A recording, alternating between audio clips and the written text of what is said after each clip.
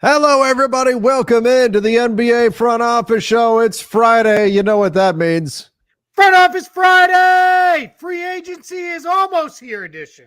Let's go. Free agency kicking off officially this weekend. Let's go. This is going to be an exciting time in the NBA. We've got free agency here. We've got all kinds of trade rumors. The Warriors, what are they up to? Pushing back Chris Paul's guarantee date. We need to talk about that. Some of the moves that are being made. So much stuff to get into.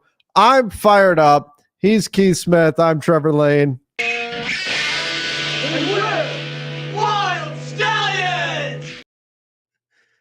I'm too excited for today's show. Let's go. Keith, how are you doing? I'm doing great, man. Yeah, I got a decent night's sleep last night. I finally stopped worrying about my stupid Twitter account that's still not fully working right. But I'm good. I got TweetDeck access back somehow, so I'm living off TweetDeck right now, which is fine. It's taking a little adjusting, and not the time of year when I want to be out of my regular routine, but we adjust, we move, we keep on going, we soldier on. If that's the worst problems I have right now, pretty good life going on. Yeah, I mean, what a loss for X. We talk about the winners and the losers from the draft. X definitely took a loss on that for what was happening to so many accounts. Hopefully they bounce back. Though, by the way, welcome in if you're coming in from X right now. Welcome in from YouTube. Keith, do we want to just start with the Chris Paul situation? Yeah, I think so. I mean, the Warriors and Chris Paul. Now, I did not see. I got busy with some Lakers stuff. I didn't see if they said when it's pushed back to his guaranteed date. $30 million, non-guaranteed, was supposed to make that decision by today, whether or not they were going to guarantee that salary or just waive him. They have pushed that date back. Do we know till when? The 30th. So actually the opening day of free agency. My guess is that pushes it back past Paul George's decision date on his option. So then that turns into, what does Paul George want to do if he's opting in? The Warriors may be in play to use Chris Paul's contract to trade for Paul George. It's been the rumor that's been going around, but not saying it's got to be Paul George, right? That could open up all kinds of other opportunities. Sure. Anthony Slater, who's all over all things Warriors, reported too. Chris Paul's probably not pushing it back any further though, because he wants some clarity. For Chris Paul, what he doesn't want to do is keep pushing it back, and then it's like July 10th, and everybody's free agent spots and roster spots for point guards are all dried up and everything. He's going to want some clarity as well. So I think we're in a spot where this will get done now a couple days later than expected, but let's see where all this comes together. Now, there's also some rumors floating around about Andrew Wiggins and the Warriors maybe not wanting him to play for Canada. How are these things connected, and what does this all lead to? Does this tell us that the Warriors are trying to pull off something big here? Well, first you got to do this. You got to lean back in the chair and put your fingers up. Yeah, I mean, maybe, right? It's though Andrew Wiggins has had injury issues. He went through a lot of injury issues last year. Presumably that's the official reasoning that the Warriors are asking him to stay out. And just so as everybody is clear, NBA teams, as part of the contracts the players sign, they can say, no, you are not playing in outside of NBA events. Generally, they don't, obviously. But in this case, it could be. Now, if we're playing connect the dots, then that turns into maybe Andrew Wiggins could be in a trade that involves Paul George heading to the Warriors. That could be another big piece of salary matching. Could be involved in a trade elsewhere. My guess is that's really what it's more about is, hey, we don't need this guy coming up with an injury in the next couple of weeks here as we're trying to finalize everything roster-wise. Because all these teams now, they're all getting together, all the national teams, within the next few days to start practicing. So this would be going on as free agency is happening. And now they could agree to a deal like opening moments of free agency. And then he gets hurt during the moratorium period. And now all of a sudden that trade could be a mess and not actually get done. And that could throw everything for a loop. So sounds like the Warriors are just trying to keep themselves safe. Do you think that's fair for the Warriors to do, to tell a player he can't play for his national team? Not really. I don't like it very much. I would rather see him play for the national team. The other thing is you could have maybe worked it out of like, hey, can we take it easy on him? They're not playing. They're already in the Olympics. There's no meaningful games for them Mm-hmm. for a month. So you could kind of say, hey, let's hold him out a little bit. You could have worked with him, but I don't know. Canada's going to be fine. They're loaded with talent anyway. Wiggins has not always been a huge part of the national team. When he has been, he's played well for them, but we'll see. But yeah, I mean, I'll be honest. I did not expect the Warriors to be kind of at the forefront of all things free agency here 2 days out, Right. but here The Warriors, they find a way. They are getting themselves into the picture here. And you never like this. It feels like right now, if we're going to see some kind of fireworks, this could be where it comes from. It could be because clearly the Warriors are up to something. They're trying to make something happen, trying to get something done with Chris Paul's non-guaranteed deal. Now, to clarify, they could guarantee whatever portion of Paul's salary they need in order to make the trade legal. And then depending on where they send Chris Paul, most likely, with maybe a few exceptions, that team would then turn around and waive him. For Chris Paul, pushing back this guarantee date means a better shot at actually getting some of that $30 million, because if he doesn't, the Warriors are going to say, okay, well, we don't want to pay you $30 million, so we're just going to waive you, and then you're not getting that money at all. So Chris Paul is looking to say, hey, can I get at least a chunk of this $30 million, if not all of it, before I eventually go out on the what will likely be the free agent market and sign for like a veteran minimum or something like that. Yeah, I would say, like, let's say it was some kind of more straight up trade. I think the Clippers might just keep him and then kind of say, hey, we're going to keep you. We'll play here for us again. They could use him in theory in this construction here, because you would have him or re-signed Harden. I don't know how much he wants to play with Harden again, but you could see that being the way, and then they have a $30 million trade chip to use themselves. But yeah, Chris Paul this may be one like it was last summer. He might move and then move again, and let's see what happens. You could also maybe move him off to a cap space team and say, hey, we had to guarantee, like, what they might be able to do. So this was something that I'm not reporting, so I don't want anybody to run off with this, but I'm just thinking, if they want Paul George makes 48 million and change. Andrew Wiggins makes this is wonderful podcast and radio here. He makes 26 and change. What if they guaranteed exactly the amount of Chris Paul's salary, but then on their end, that is, hey, we're going to hard cap ourselves because that can't be avoided. But we're going to send you Wiggins and Paul. We're going to actually send Chris Paul to Detroit into their cap space. And then the Clippers don't have to take Chris Paul on, and the Warriors, they don't necessarily, or they wouldn't hard cap themselves because they didn't take back more than they sent out. So you could play some games that way too, with this. So that's why the point you made of they could guarantee as much as they need to. So that's where I think it will be. And that's, well, first of all, I should have had the cap sheet up already for you, so you weren't having to try and pull those numbers off the top of your head. But this is why we're also hearing these rumblings about, will the Knicks ultimately try to add a contract into their big Mikal Bridges trade to see if they can avoid hard capping themselves at that, what is it, $178.6-ish million or so that first year. It's 178.6. Yep. Okay. All right. I love that you mentioned the Pistons. Great little segue into this, because our next topic, James Borrego removes his name from the Pistons head coaching search. I'm surprised, Keith, because I was amazed by your Sherlock Holmesian powers of deduction, where you put the pieces together. You were like Charlie Day at the board with the strings and all that stuff. That was incredible.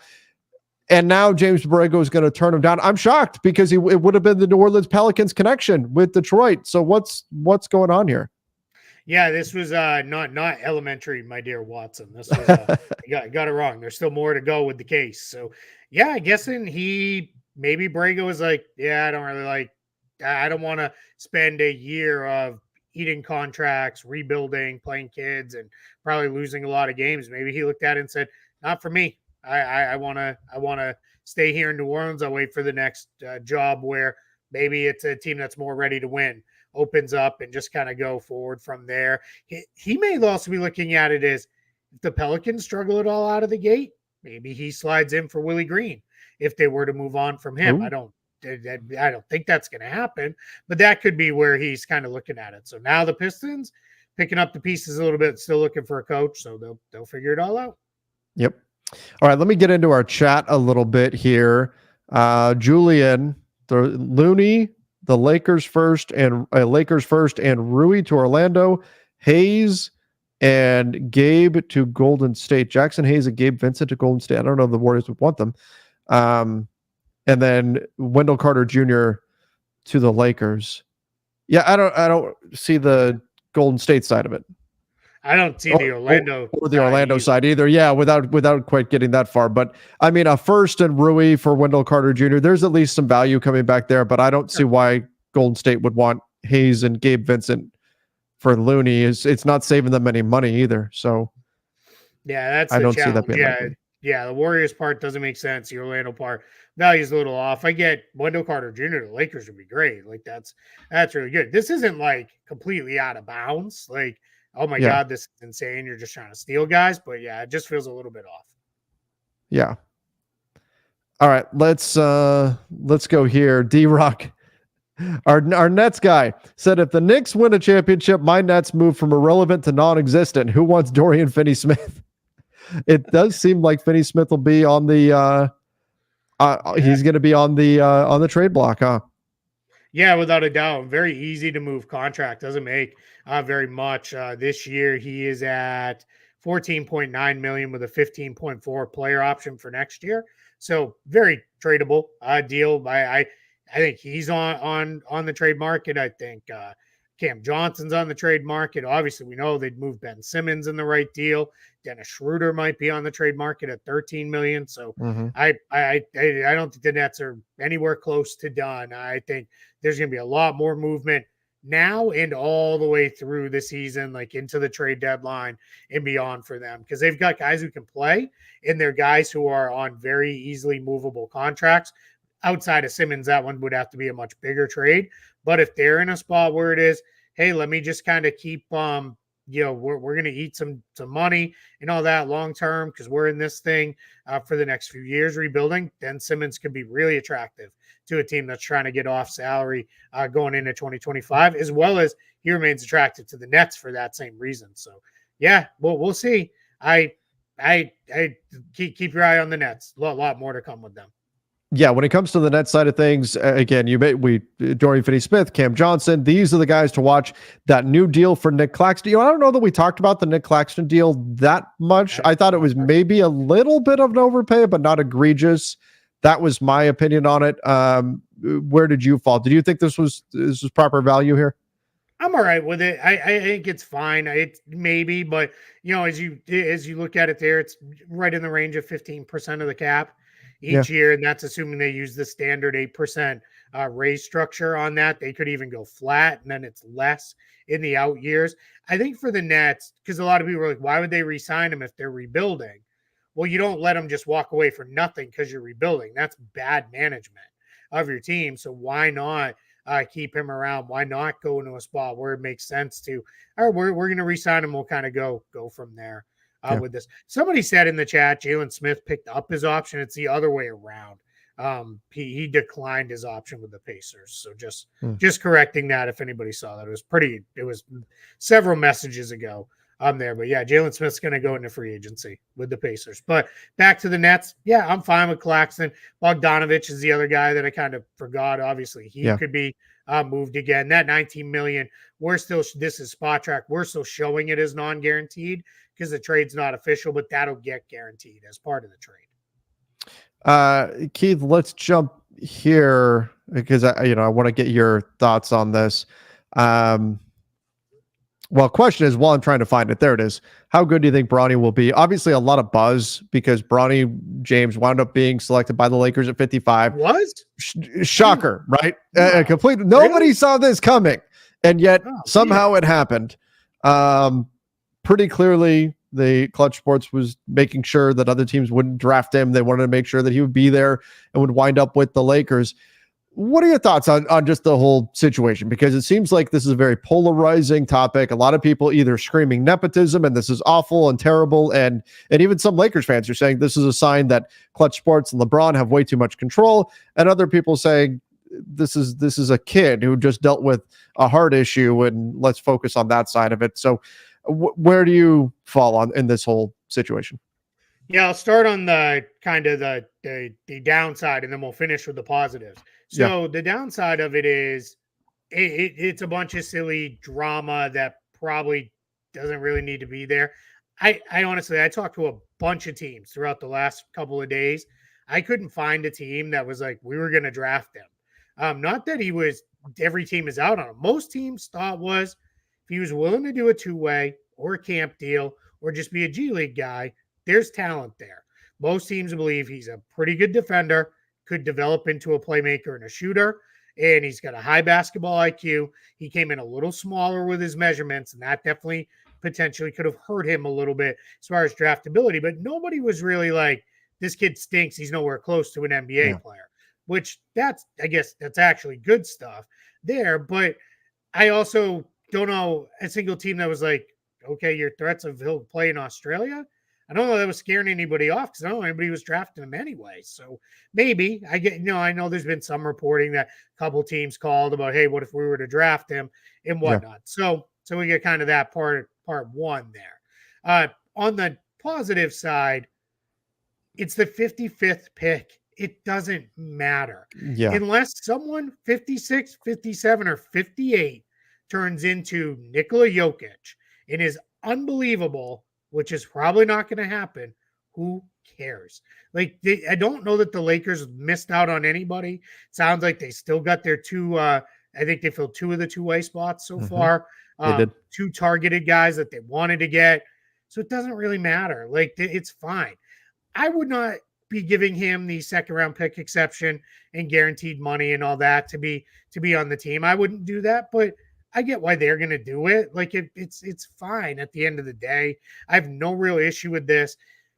I think if it turned into starting point guard day one is Bronny James, well, all right, now what are we doing here? For sure. Now we've gone a little crazy. He's going to log a lot of time with South Bay, I would imagine, play quite a bit there. I'm all in for the first time him and LeBron take the floor together. It's just going to be a super cool moment. I'm going to have fun with it. Like, I hope everybody will. With that. So yeah, he's gonna play in the G League and maybe he develops, maybe he comes along. I'm not gonna bet against it. He's a hardworking kid. He wants to get better. I'm looking forward to him having a normal summer where he can just work on his game and we'll see. I would have liked to have seen him ultimately stay in college one more year, get a normal college season under his belt, figure stuff out. But he chose to go the pro path. I'm not gonna go nuts about all this stuff. Yeah, I think it will add buzz to Summer League, which is always fun. But I think if you're expecting, we need to act as though he's any other 55th pick. If you're expecting him to step in and play right away, you're almost certainly going to be disappointed because that's not what guys selected 55th in the NBA draft or in the second round in general. Sometimes even later in the first round are expected to do, step in and be any kind of a contributor. So I don't think he's going to see a lot of opportunities with the Lakers themselves. They'll, of course, have the moment where he steps on the floor with his dad, but he's going to spend a lot of time with South Bay. He'll be with the G League club, and he's going to be developing there, which is exactly what he needs to do. And I think that people are what? I think that there is a little bit of a divide. The people who are, and this is not a clean line here, but in general, this is anecdotal. It seems like the people who are parents are more sympathetic to the situation, and the people who are not tend to be more outraged by it. Sure. And it is an interesting dynamic because I get it too, where I think, man, that would be amazing to be able to do something like that with my kid. And again, it's not a direct, clean line here, but a lot of people who aren't parents are more upset about this because I think they don't feel that same way, right? Yeah, I think there could be some of that in there. And I think just as you get older and you do more things in life, you start to realize some of the stuff that we all would get worked up on, it's just not worth it. Like it's just not worth the time and energy to get angry about with that. All that said, it would be very funny now if LeBron was like, I'm opting out and I'm leaving.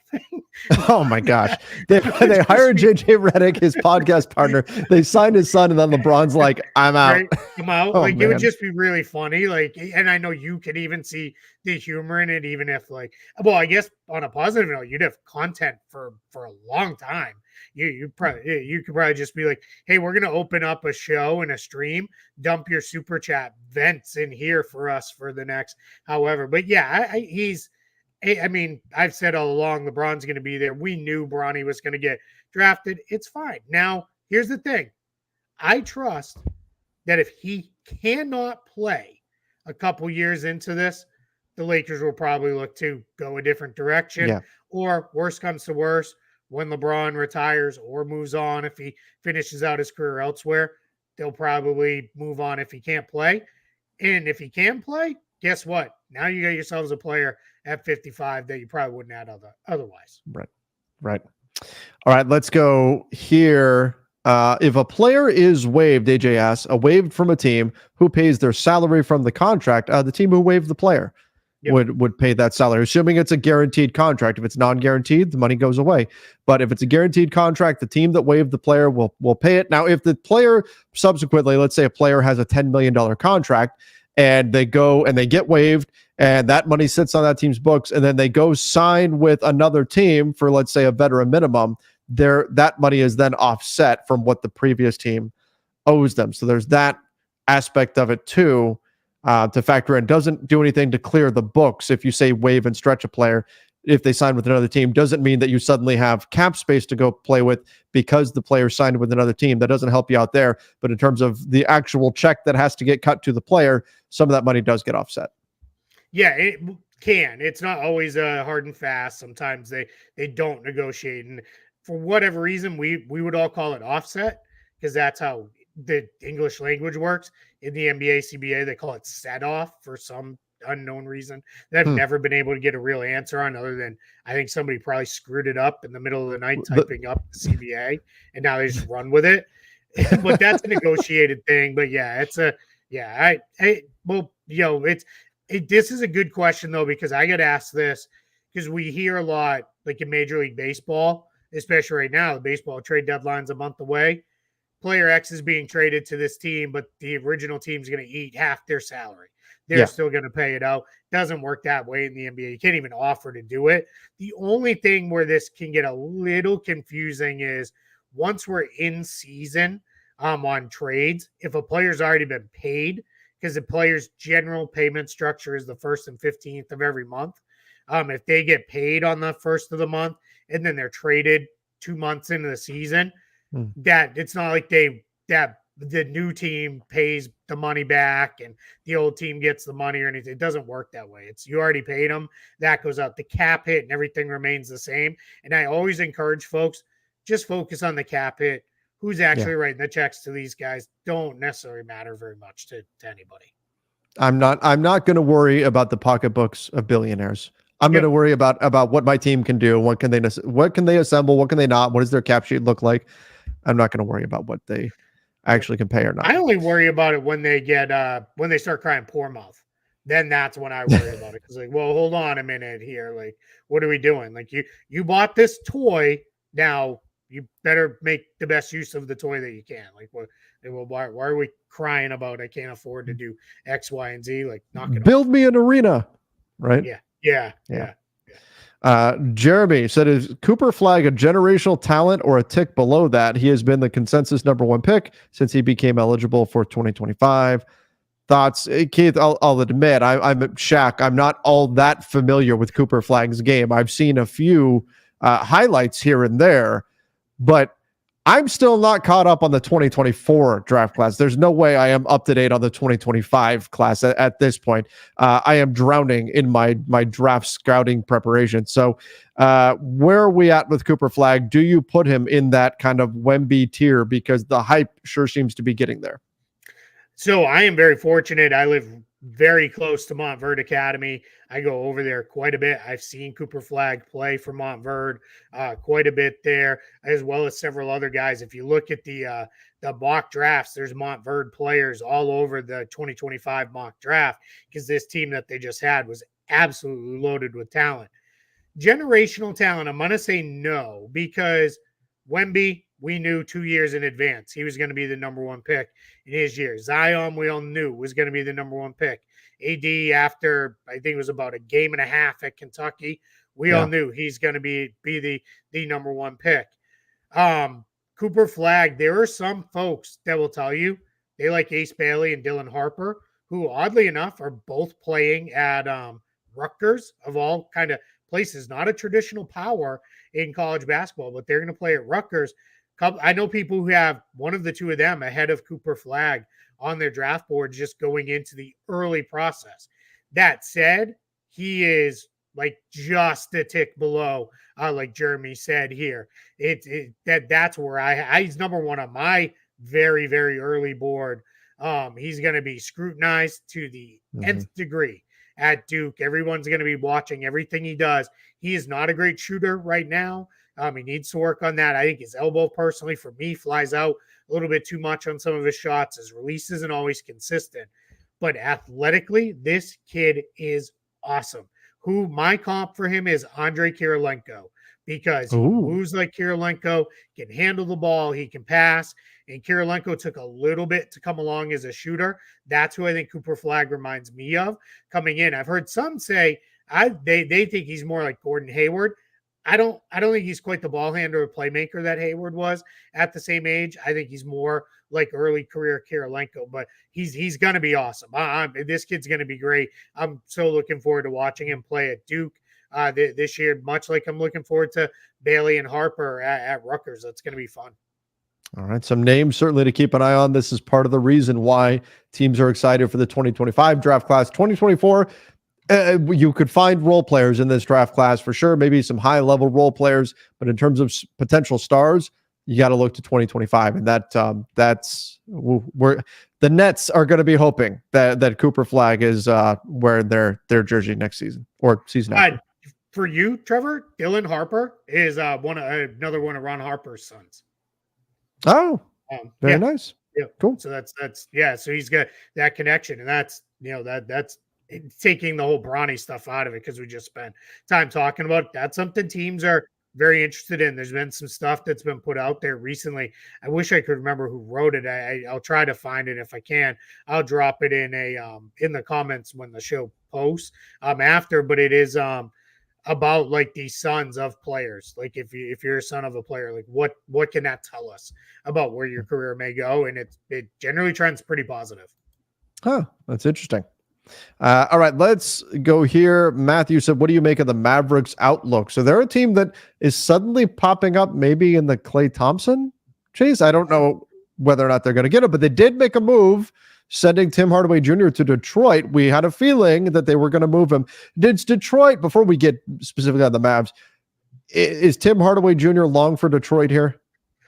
I think so. So Trajan Langdon talked openly in his introductory presser about how he wants to maximize their cap space in a lot of different ways. And one of the things he's open to is taking on contracts. Their owner, Tom Gore, said he's okay to green light taking on contracts for guys who can play and help. And that's what I think Hardaway is. Now, does he make it all year?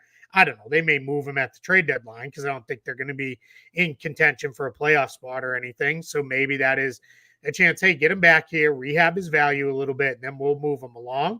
But I think he is going to be in a really interesting spot with the Pistons, where he's going to get a chance to play, going to get a chance to shoot, and they need shooting desperately. And if there's one thing he can still do, it's shoot the ball. So I think he probably sticks around there. But to the Mavericks side, yeah, they opened up all the room they need now to use the full mid-level, which sounds like it's probably going to Derek Jones Jr. But if something gets sideways with that for Klay Thompson, maybe Kentavious Caldwell-Pope, I don't know that the mid-level is going to be enough for those guys. In the Mavs, in a sign and trade, that gets a little wonky after moving Tim Hardaway Jr. He would have been like the primary salary matching piece in a trade like that. So I think it's probably, just keep it simple, it'll probably be Derek Jones Jr., and they'll go from there. Yeah, that's most likely what we see happen with the Mavs. But again, that Tim Hardaway Jr. trade we knew was coming. Tim Hardaway Sr. made sure everybody knew hey, we want a change of scenery here. Miguel said, I've been seeing rumors about D'Angelo Russell possibly being signed and traded to the Warriors. I forget where that came from. I want to say it was like Patrick Beverly or something. Have you guys seen the same, or do you believe there's any validity to this? I just don't see it. Did somebody just wake up from like 5 years ago? Right. They're like, whoa, double sign and trade. Like, right. yeah, it doesn't make any sense. Like, yeah, I don't know. I don't see it from a Warriors perspective. Like, what would the Lakers even get back in that deal? Like, that doesn't, were they getting Wiggins back? I don't know. Somebody reported today that it's more likely now D'Lo just opts in, which maybe tells me he might be looking around saying, all right, I've had some convos. There's not the market I thought out there for me in free agency. Yeah, I've heard something to that effect recently too, that there may be some steam going there as far as him actually opting into his deal, but still he's got till tomorrow to decide. We've been operating as though he's going to opt out for forever, for the last few months.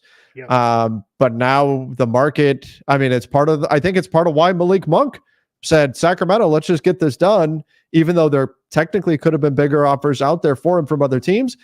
Maybe those offers simply weren't there. Or I think what we're going to see is teams are being a little bit more, I don't know if stingy is the right word, maybe cautious with the number of years they're giving out on contracts.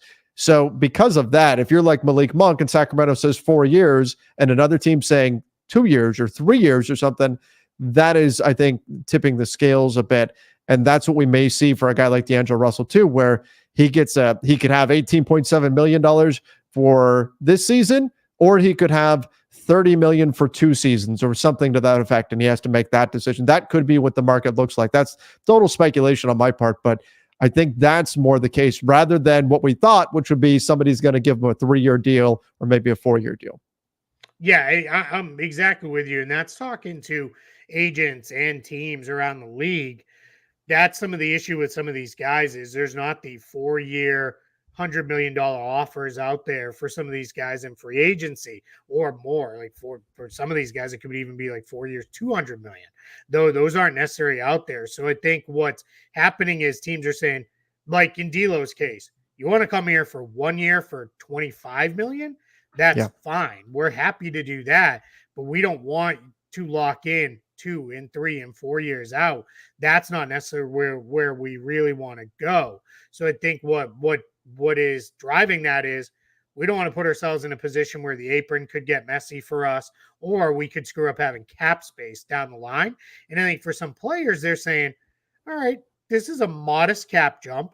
I'll opt in and just stay where I am, where I know I'm in a good spot. Or I will take this and I will kind of, I'll opt out and I'll do a shorter term deal. That's probably going to be how it ultimately plays out. But for a guy like D'Lo, might as well opt in. Now, there's, of course, the risk of opts in, see you later, bye. Like, we're sending you off to wherever, right? Like that, and I think there's a chance that's how that plays out. But if he's looking at it and saying, hey, I can go anywhere for 1 year, it's not the end of the world, why not? But the Warriors, that one doesn't make a lot of sense to me. Not as a sign and trade, not even as an opt-in and trade, because I don't know what do the Warriors have that the Lakers, because it's not going to be staff or anything like that. So I just don't see a real match there. What's the value of expiring contracts this offseason? Like if D'Lo does opt in as an expiring deal, and he's a guy who can play, obviously has his issues in the playoffs, but is this an offseason where we see expiring contracts be in high demand, or is it more of kind of a muted value this summer? I think it's the same as always, where if you're a team that's lining up to have cap space, you want them. You're happy to take on an expiring contract. If you're a team that needs to get off long-term money, like Portland, maybe you'd love expiring contracts. So yeah, I like, for example, what if D'Lo opts in, and this is weird because it'd be going back to the Nets, but what if they were like, hey, Lakers, you have any interest in Cameron Johnson? Like, sure. What about something like that where they get off long-term money, they get back D'Lo. All right, we got a point guard now. We can just play with him for the year and figure it out, and then we'll sort through it after that. And we get out of Cam Johnson's contract. Now, the Lakers would have to balance. They're not going to do it just for that. So they'd Yeah. have to send something else. But you could see something along those lines. Yeah, you'd have to balance out the money and everything in that. But yeah, that's something that's interesting. All right, let's go here. What's going on with Atlanta? As is, doesn't look like they're serious at all. That's funny that we use that term now in terms of whether or not a team is good or bad. They are serious or not serious. Yeah. The Heath Ledger Joker is loving it. What are Trey and DeJounte Murray's value in the market? Who's getting traded in your opinion? You know, the little kind of whispers, the little rumors that DeJounte Murray might actually have more value than Trae Young is suddenly out there. I'm sure it's an eye of the beholder thing, but that's interesting. It makes me wonder if Trae Young's value is not quite what you would think it would necessarily be. I think DeJounte Murray is just an easier fit on a lot more teams. Because if you're bringing in Trae Young, you're not bringing in Trae Young if he's going to be like your fourth best offensive option. Yeah. Where DeJounte Murray, he can scale. He can be, you're probably not very good if he's your second best offensive option, much like the Hawks. But if he's like your third or fourth best guy, you're probably doing pretty good. Yeah, I as far as what's going on with Atlanta, I don't know. We're watching, right? We're gonna see they're trying to do some stuff. It seems like they're pretty active and maybe moving some guys around. They moved AJ Griffin, that saved them a little bit of money. But it sounds like the Hawks are moving in a new direction-ish. I still continue to believe only one of the two guys is going to be there out of Trae Young and DeJounte Murray. But it's here. It's what's funny is everything right now is Paul George. And it's like there's like 7 other guys that are like, hey, these guys could be traded too. And like, where are we going to go with those guys? So I think we're going to see things will really ramp up in the next day or so. A couple of these option decisions, a couple of these guarantee decisions get made. And then the 30th, we might be off and running right at 6:00 with big moves and big trades. That's right. And that would be a lot of fun. I would like that. Yeah.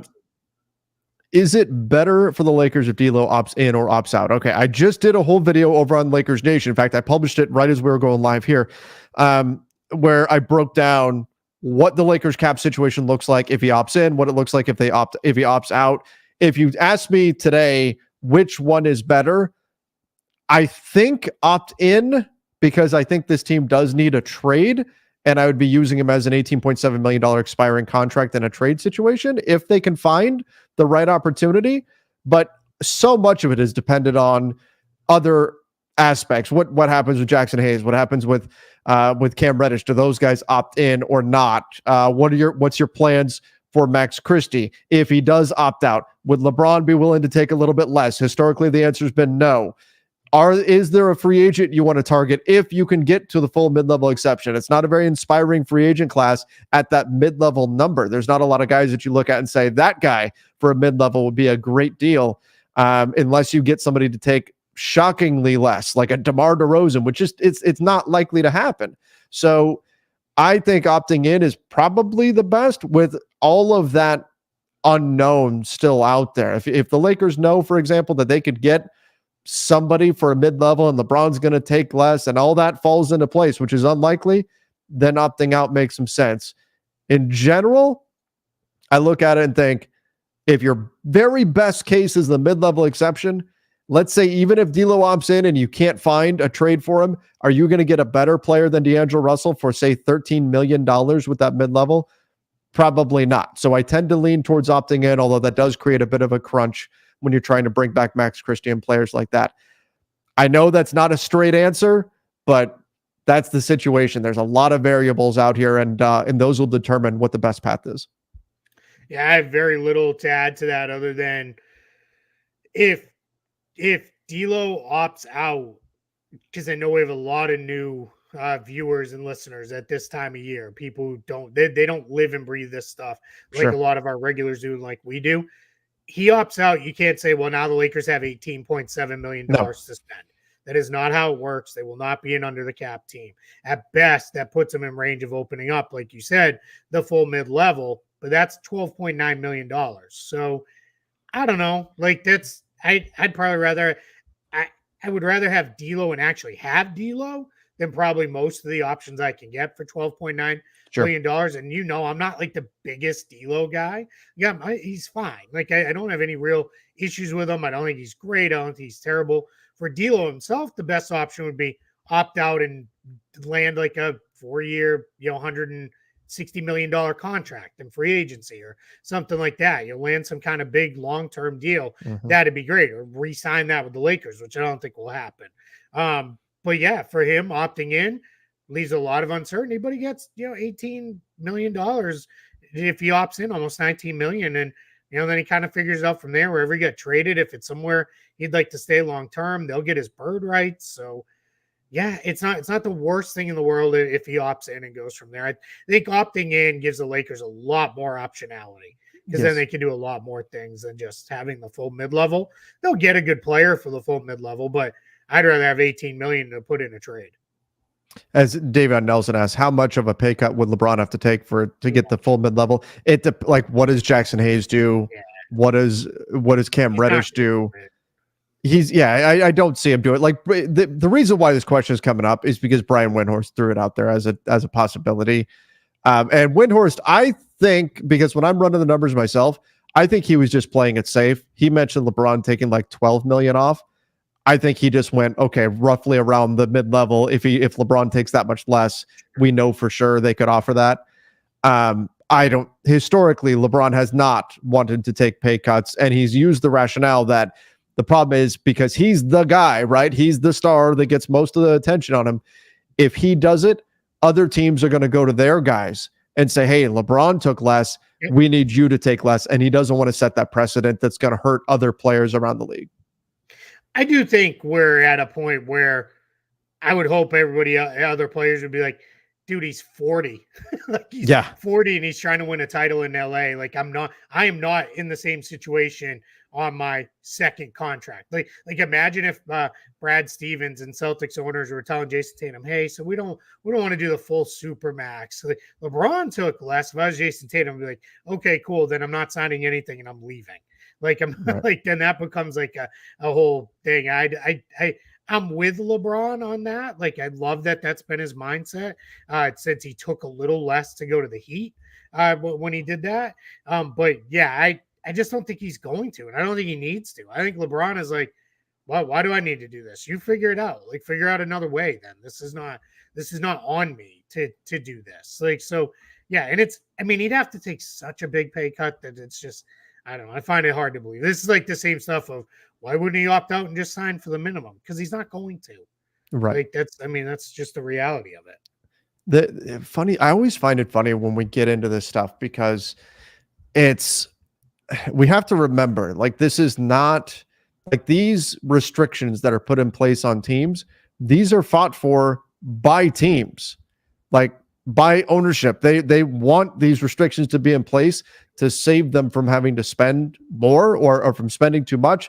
A lot of the restrictions that we see, we remember back when you could do a 7-year contract and then ownership wanted contracts to be shorter and shorter and shorter. So would Magic sign like a 20-year deal? Yeah, it was insane. Yeah. So now you've got this heavily restricted economy that is the NBA marketplace. And it's all kind of set up. I don't want to say it's fake, but it's a man-made lake of an economy, right? Like they've got all these restrictions in place that are not occurring naturally. This is not a free market in any kind of a way. So I always think it's funny when like the new CBA comes in and it's got all these restrictions and then teams go to a player and go, sorry, nothing we can do. There's all these restrictions in place. So now, can you be a team player and take a little bit less? You're like, dude, you're the one who just created all these restrictions. Like, yes, they're in place, and yes, they're hurting you, but those are restrictions that you put in. You're the reason why you can't pay me more. This isn't my fault. And people still put it on the players to take less in these situations. I just think it's an interesting dynamic that tends to wind up being a negative thrown at the players more than it really should be, because we have to remember where these restrictions come from originally. Yeah, I look at all these things as in partnership. Like it's both Yeah. sides agreed to this CBA and we move forward. It's like because a lot of people are like, man, the players got screwed in this CBA. But then that overlooks like some of the things the players did get. They got new investment vehicles. They got all these other things that they can do. They tweaked BRI, which is basketball related income, which is to add more things that the players get. Here's the big thing: the players ultimately get 50% of the money anyway. Like No matter they're what. like comes to them through straight salary or through escrow and payments like that. And I don't want to turn this into Keith teaches finance 101 because no one's going to want to watch that or listen to it. But that's the reality. They're going to get half the money anyway. So that $7 billion per year TV contract, even though the cap is being smoothed and everything, if we know the money's going to spill over through the smoothing and money will go into the escrow accounts. Players are going to get paid anyway. I want to bring back up Davion's question because he did ask another thing. Can you waive a vet minimum and replace him with another? Yes, but if you've guaranteed that first vet minimum, that guaranteed amount sits on your books. So if you fully guarantee a vet minimum, a little over $2 million this upcoming year, that $2 million sits on your books. And the only time that really becomes an issue is if you are hard capped at one of the aprons, then you run into you can't come over. A couple years ago, early stages of the show, Trevor and I sat here and I figured out on the fly what day the Lakers would be able to sign a player to a vet minimum. I remember that. They were so close against the hard cap. We had to figure that out. That was after the Rondo salary dump to Cleveland. That's right. We figured that out on the fly here. So let's knock out late. So people are complaining in the chat that too much Lakers for some folks. So we'll knock out. There's a couple more quick Lakers questions. Sorry. No, it's all good. Oh, no, you're good. I know where I lived. I know the neighborhood I moved into. What exhibit 10 undrafted guys can Lakers get? It's a massive list. Like right. But he asked, what is exhibit 10? Okay. Well, an exhibit 10 contract is a non-guaranteed training camp contract where it can be converted into a two-way deal at the end. That's the easy answer for what that is. So what you see often is when you're seeing some of them now, player X has agreed to an exhibit 10 deal with a team. And then what they do is the team brings those guys into training camp. Player knows unless they really show out in summer league or in training camp, they're probably getting cut. And then they're going to end up with the team's G League team at the end if they don't have something lined up to go overseas or another team really likes them and scoops them up. So that's what it is. What undrafted guys can the Lakers get? That list is miles long. I'm sure someone has covered it somewhere of here's a bunch of targets. And the Lakers already told you who a couple of their guys were. I don't know if they've done any exhibit 10s yet, but I know they've signed a couple two-way guys. I'm sure you guys have covered those already. Yes. Yeah, they've signed a few guys. The answer to this is yes. Like it's the Lakers. They're always going to be a free agent destination. As to all the rest of it, I don't know. What Pelinka to get fired if they were awful? Like won 20 games, maybe. I really don't know. Can they hire Bob Myers? I mean, yeah, if they want to pay him, I guess they could. But are they still a free agent destination after Bron? They were one before him. They've been one while they've had him. They'll be one after. They're the Lakers. They are the free agent destination in all of the NBA. So, all right, we want to go to this one. Yeah, let's do that. Okay. I just grabbed the oldest one in there. Phil asked, where does Miami go from here? Trae Young, Brandon Ingram.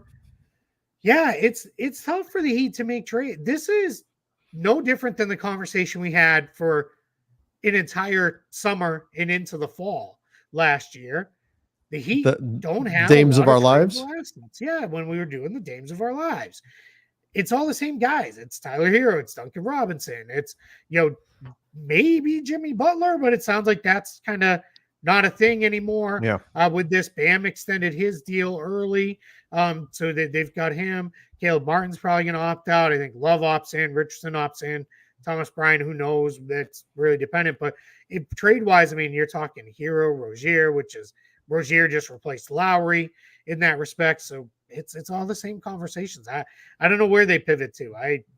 They may just kind of run it back and then try to get Caleb Martin re-signed and fill out the bench with some minimum guys and go because they're up against the apron as well. They're an expensive team. So unless they want to go big with a Jimmy Butler trade, I think you're probably looking at them rolling back with pretty much the same group.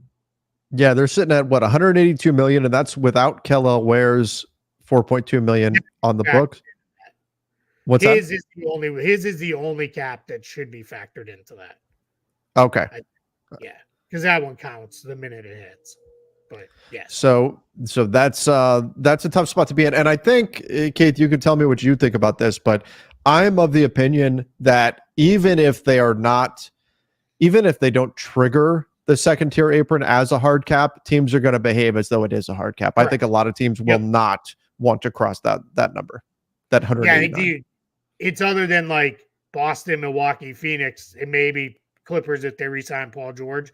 Teams that are like way blown past it, they're in a whole different world. They're already there. But you're absolutely right. I think most teams are, let's try to operate under that to give ourselves some flexibility to go forward from there. Yeah. Trevor, what do you think of the two-way shooters the Lakers got from Pitt? Joe Biden, how's your drive doing? Can you hit it past 50 yards? I think that's the biggest thing that come out of the presidential debate. It's that next time we don't need a debate at all. Let's just go to Top Shot or Top Golf, and we'll do a long drive contest, and whoever hits the ball the farthest wins. Let's just do that. That'd be more entertaining anyway. I'm going to keep all of my thoughts to myself. I have nothing positive to say about any of it. That was so ridiculous. It was so ridiculous. It devolves into arguing over who has the better golf game. Like, this is where we're at. Oh my gosh. But that's what 70-year-old men do. That's what you do. That's what you do. As far as Blake Hinson is the guy that you're talking about, he's 24, so that's pretty old. I mean, people talk about how old Dalton Connect is. He's even older. But this is what happens with these guys. They come in on two-way deals. He's not going to play a lot of minutes for the Lakers. Two-way contracts can be swapped in and out too. So he might, who knows, at the end of the summer league, he might not even have a two-way contract at that point.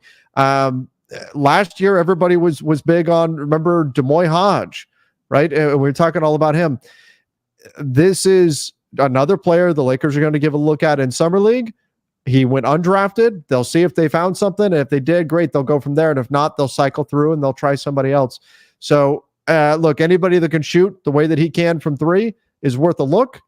But remember, we've seen guys who could shoot as well that didn't wind up, sticking. Cole Swider shot the hell out of the ball. He's not with the Lakers anymore. That happens. So I wouldn't get too attached to any of these guys, but he's a guy to keep an eye on in summer league. Yeah, I think what is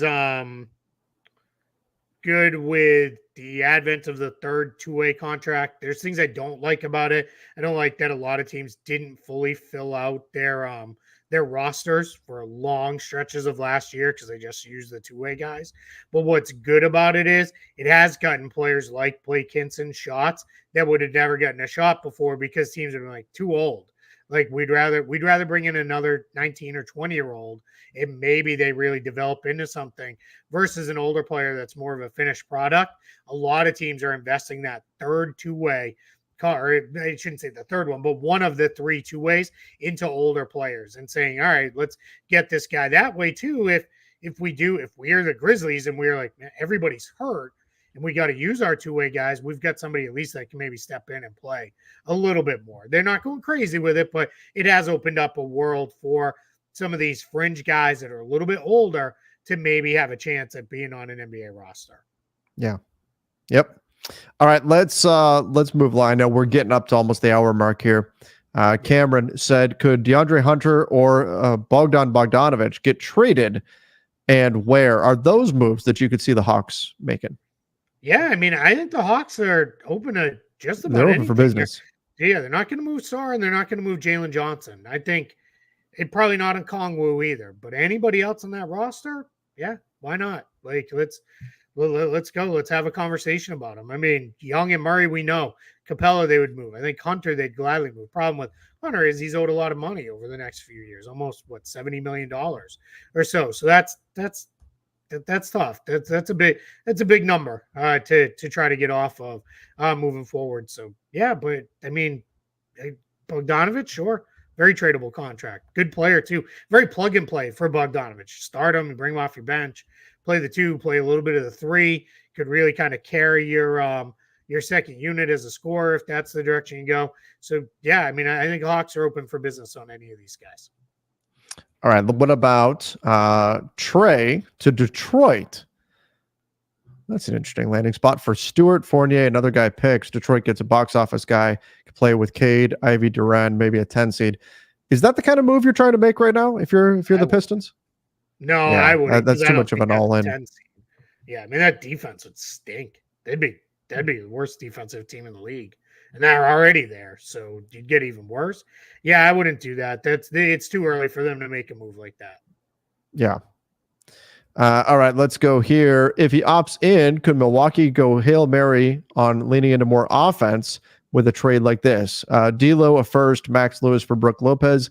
No, because both teams would be tier 1 apron teams, which means they effectively can't trade with each other, or at least not in a direct 2-team trade, because somebody would have to take back more salary in the deal, which can't happen under the new CBA for teams that are above the first tier.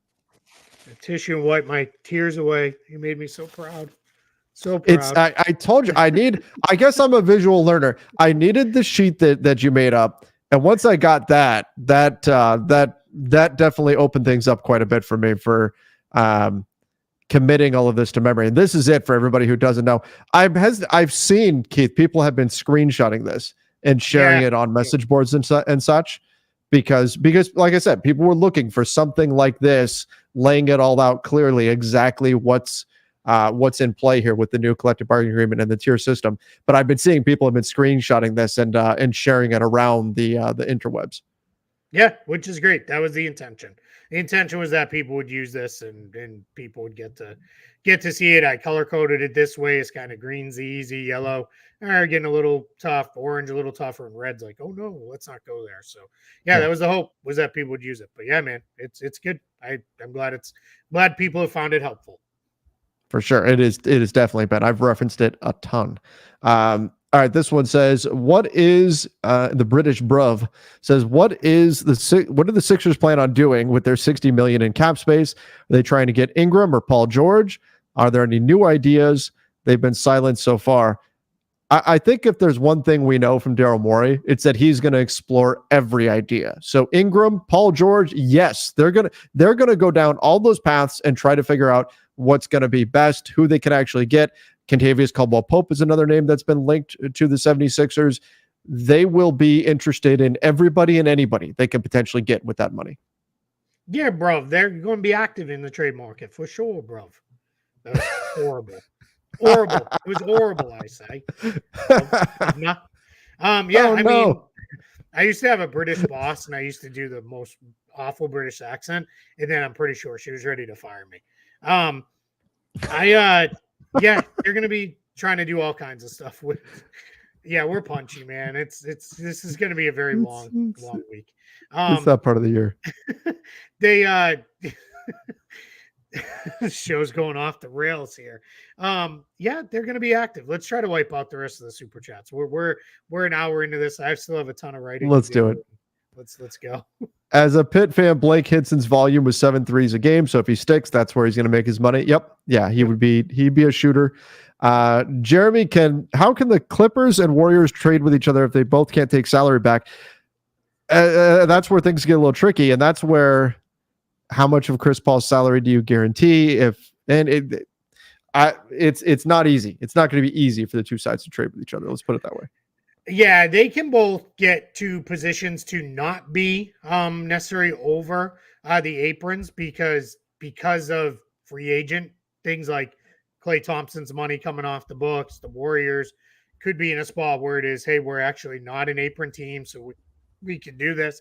They'd hard cap themselves if they took more money back, but that's why I think there is an idea out there of let's put Chris Paul on whatever the exact salary matching is, which then clears up that whole issue for both sides. Yep. All right. I think we made it through everything. This was indeed a fun Friday. You know, there's going to be stuff going on as free agency kicks off this weekend. We've got a lot of deadlines. Players have to make decisions. Some of them today, a lot of them tomorrow have to make their decisions on their player options. And then the next day, Sunday, we'll have free agency officially start league-wide. That's going to be 6 o'clock Eastern time. Free agency kicks off. So a lot of stuff going on, Keith. I have a feeling that this is not the last that people have heard from us this weekend. I have a feeling that there's going to be some stuff going down that we're going to wind up doing some bonus shows this weekend. I think you're right. We know Sunday we will be going Sunday live, for sure. Sunday in the late evening hours or early morning hours as we go live to try to just wrap up whatever's going on in free agency. I know we have not spent a ton of time talking draft and draft fallout. Tomorrow, bonus episode. We may go live just because why not in the morning? But kind of early in the morning, Bryce Simon and I are going to do a show. It's probably going to be kind of a long one, but we're going to go through every team, every pick, what they did and didn't do in the draft. The idea behind this show is if you tune in, if we do go live, we haven't decided yet, and you tune in and watch live, awesome. We're happy to have you. We probably won't do too many questions because we want to get through every team and every pick. But the idea is give you a full draft recap show. If you're traveling over the weekend, headed out of town for the 4th, I don't know if you're just trying to hide from the family at the barbecue for a while because you've had enough. If you want to do a full draft recap show, Bryce and I are going to do that. There's nobody I'd rather do it with. He knows all these prospects inside and out. I'm pretty well versed on most of them. There's a couple guys I'm catching up on that I wasn't quite as up on there. So we're going to spend a lot of time doing that. So if you're looking for full deep draft coverage, Bryce and I are going to do that tomorrow, Saturday morning. And if we go live, we'll tweet it out, turn on your notifications and all that. So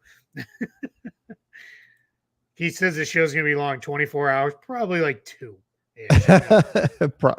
That means it's going 3. Yeah, I mean, probably. Who knows? I don't know. As long as we're having fun, it doesn't really matter. So, but yeah, we're going to do that again. Every team, every pick, really get into all the guys and get you guys to know some of these players. Maybe you don't know too much about. I'm really excited about it. And so that's going to be a lot of fun for you guys tomorrow. So again, plenty of stuff coming out over the weekend as well, which all brings us back to make sure you subscribe to the channel, turn on notifications, follow us over on Apple Podcasts, Spotify, wherever you listen to podcasts as well. If you're a Lakers fan, I'm going to do lunchtime with the Lakers in like 15 minutes. So be ready for that. That's going to be going live in like 15 minutes. I'll take some Lakers questions and comments over in the Lakers Nation channel. We'll just do a short break between. I'll get that set up. All right. So hopefully I'll see you guys over there. Till next time, everybody. See ya and stay safe.